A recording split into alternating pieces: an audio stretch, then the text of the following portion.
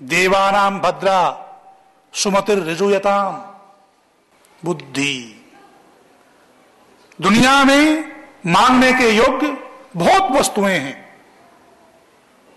परंतु सबसे ज्यादा महत्वपूर्ण वस्तु मांगने के योग्य है तो वो केवल बुद्धि है।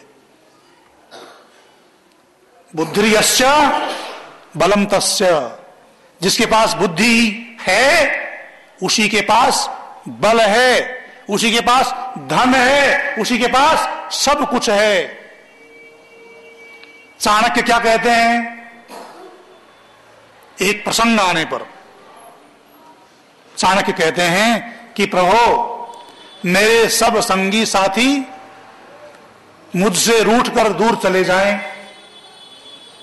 मेरी सब सुख सुविधाएं, मेरा सब धन वैभव खत्म हो जाए, ये सब होने पर भी हे प्रभु मुझ पर ऐसी कृपा करना कि मेरी बुद्धि मेरे पास बनी रहे, मेरी बुद्धि मुझे छोड़ करके न जाए, क्योंकि बुद्धि मेरे पास रहेगी, मैं बुद्धिमान बना रहूंगा तो सब सुख सुविधाओं को फिर से वापस प्राप्त कर लूंगा, सब संगी साथी मेरे पास आ जाएंगे।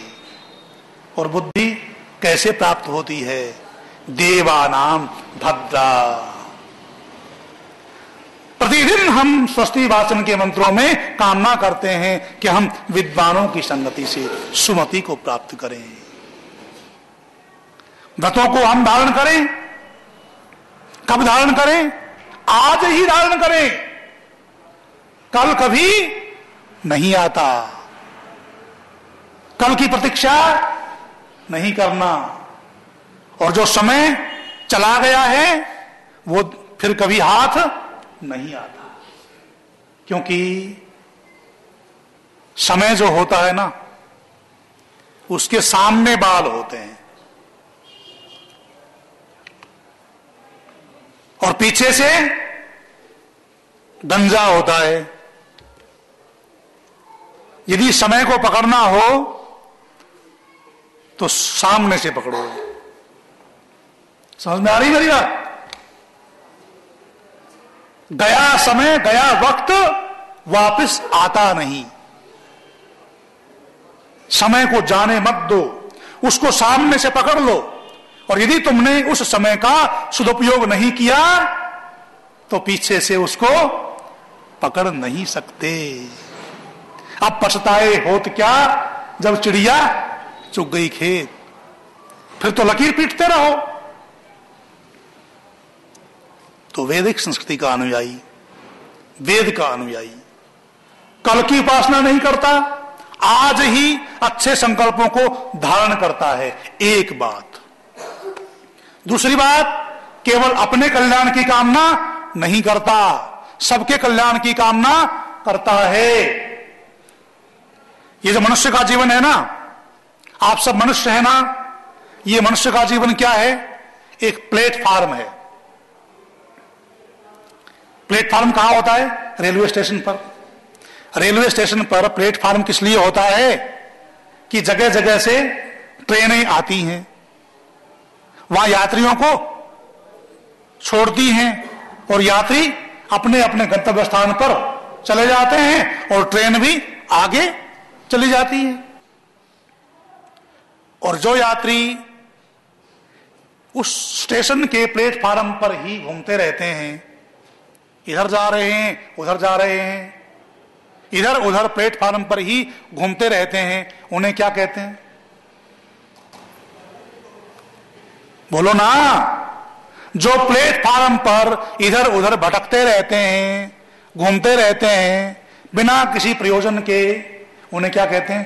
पागल। सड़कों पर जो भटक रहे होते हैं उसे क्या कहते हैं?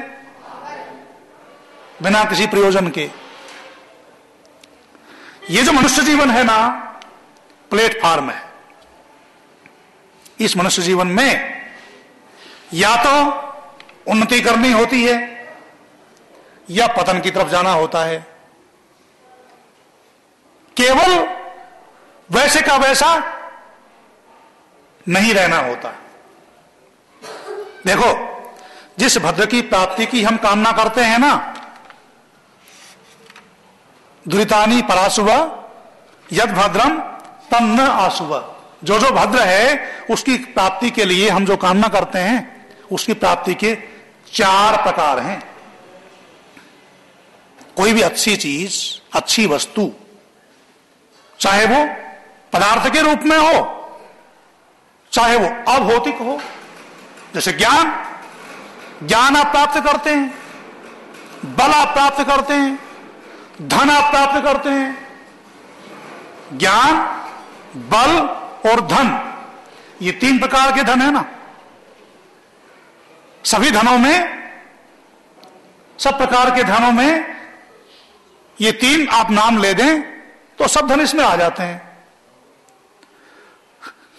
ज्ञान सबसे बड़ा धन है क्योंकि वो बुद्धि से प्राप्त होता है। बुद्धि है तो सारे बल आप प्राप्त कर सकते हैं।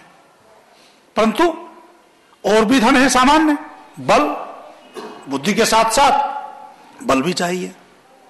वैदिक ऋषि कामना क्या करता है? यत्र ब्रह्म च क्षत्रम च।